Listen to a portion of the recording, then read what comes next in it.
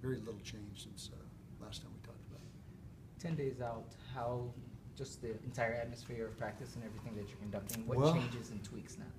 Well, you can tell, first of all, the players are sensing it's getting closer. It's in essence game week 1. We're having 2 game weeks in our preparation back to back, but as far as the Monday through Thursday routine, but it's all shifted to Michigan.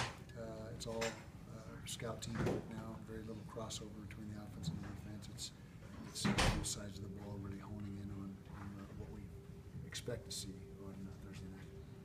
How are you feeling about the offensive staff composition and cohesion? And all Good. those things? I think it's been really good. I haven't seen anything that other than positive stuff. And so we'll find out. We got to play well. Obviously, that's the real litmus test is how we play. But to this point, it seems to have gone very smooth.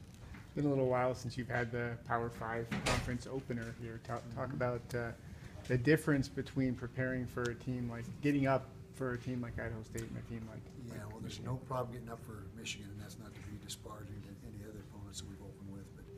But this game has had our attention, as I mentioned the other day, since way back in late December of last year, and our players are excited about it. It's a great opportunity, and we're drawing a lot of national attention.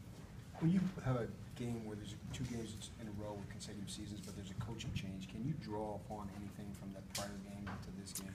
Nothing other than matchups personnel-wise. The schemes are going to be obviously different all across the board, offense, defense, and special teams, with entirely new coaching staff. But the matchups with personnel is what you look for on the tape from last year, and that's really the only thing that we glean from that is matchups.